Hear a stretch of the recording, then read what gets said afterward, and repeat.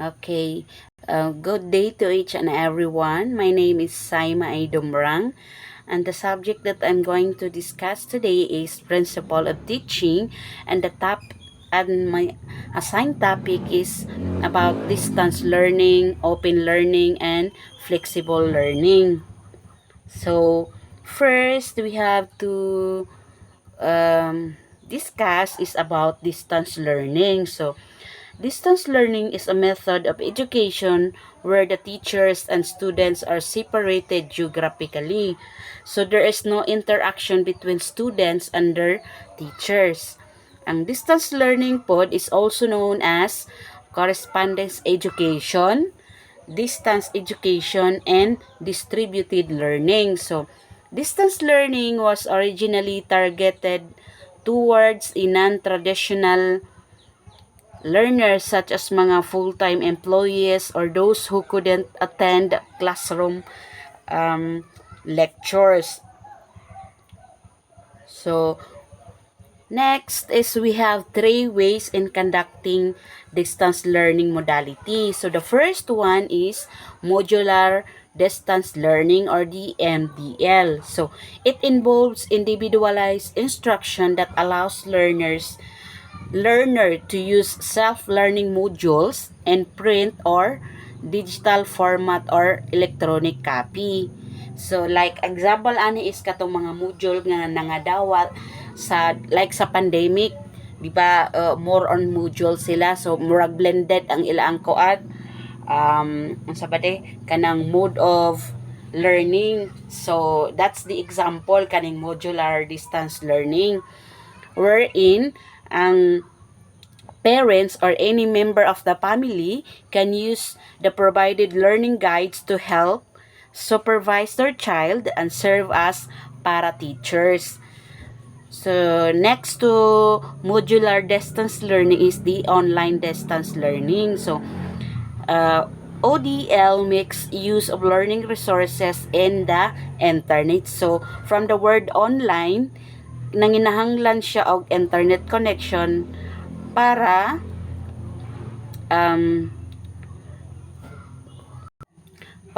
maka-learn ka. So, kaning example of these resources are the DepEd Commons which are uploaded in the DepEd learning portals and other DepEd authorized learning kanang management system or related platforms like Microsoft Teams or ang pinaka-common is ang Google Classroom wherein dito nila gina-upload tong mga um, kanang mga activities nga dapat himuon sa usa ka estudyante. So online learning allows synchronous or asynchronous instruction. So when we say synchronous instruction means that the lesson are done live with all students available and connected at the same time. Example ani is katong ginabuhat nato via Google Meet. So, the term asynchronous instruction, which is self-directed and self-paced, it does not require all the learners to be virtually present at the same time and make use of message boards and discussion groups instead. So, in this type of learning, the teacher kaning sa online distance learning, the teacher act as a facilitator engaging the students' active participation through the internet while they are geographically remote from each other during instruction. So, kaning ODL is fit for learners who have access to a laptop or tablet with a reliable internet speed and connectivity and have a conducive place away from distraction and noise. Kay since online man siya, so kinahanglan kaning mga gadget nga magamit nimo sa imong pag-learn is available kaani o naa kaani and then in terms pod since online so kinahanglan kag internet speed para makakonect ka sa imong online class. So that next to the online distance learning is the TV or radio-based instruction. So learning modality uses the television, radio, or both in providing the subject lessons. So utilizes TV radio-based instruction utilizes self-learning modules converted to di ba katong sa modular distance is katong mga printed na. So dire is like sa radio, TV, gi-convert into video lessons for the television-based instruction, and for the radio pod, gi-convert katong self-learning module converted to radio script for radio-based instruction. So ang example ani is like sa katong sa TV na may channel diha wherein kanang naa sila'y show about mga katong online classes pod wherein through kanang television based instruction kung kung ang bata mo tan-aw ana, so each naamang good siya kanang sa for example is na sila by level, by grade ang discussion ana. So naa sila mga certain activities nga ipabuhat. So mura siya og kanang katong printed module but pinaagi lang sa video instruction. We've done about the distance learning, and next we were going to discuss about the open learning.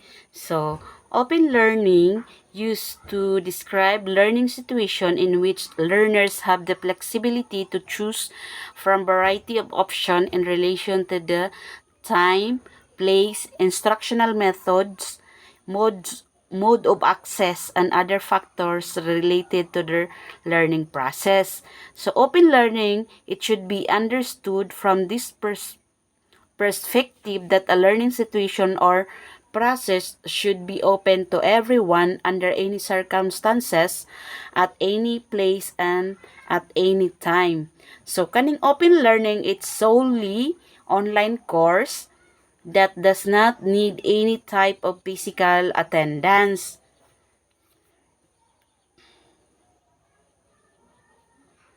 So we have here a table wherein kanang gi-compare nila ang open education into when we say open education, mao na nitong open learning. So gi-compare nila into distance learning or distance education. So sa qualification, sa open education, no limitation of qualification is needed. Pero sa distance learning or distance education, the college has imposed a minimum qualification on which the candidate has to clear. So, in terms po sa hybrid learning, in open education does not support hybrid learning as open education is a completely online course. So, in distance learning, distance education works on the hybrid model which include online as well as classroom-based teaching. So, in terms po sa iyang physical presence, in open education, the students need not be present physically in the class. So, in distance education or distance learning, students can attend classroom lectures. So, in terms po sa exam mode, the exam of open education are conducted in online mode, while in distance learning, the exam of distance education are conducted in offline mode. So, in terms po sa communication gap po niya, in open education, the communication between students studying in open education is very less and mainly in online mode. Since purely online man siya, so wala kayo siya communication between students. So, through online lang yun siya. So, in distance learning, the communication between students studying in distance education is quite more in online and a physical mode. So we've done with the open learning, and this time we will talk about the flexible learning. So flexible learning is a method of learning where students are given freedom in how, what, when, and where they learn. So flexible learning environments address how physical space is used, how students are grouped during learning, and how time is used throughout teaching. So with space, students may be given dedicated breakout rooms to work collaboratively.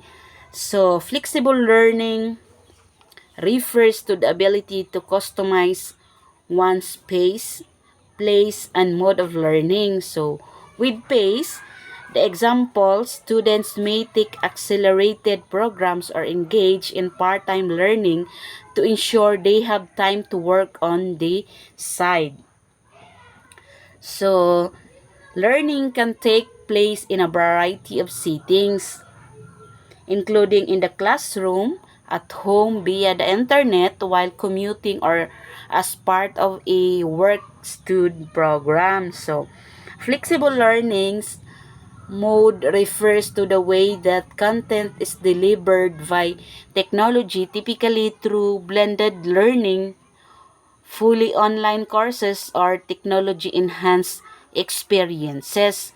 With flexible forms of learning, students are able to learn and take classes wherever and whenever they want to. And I think that's all for my topic, and thank you for listening.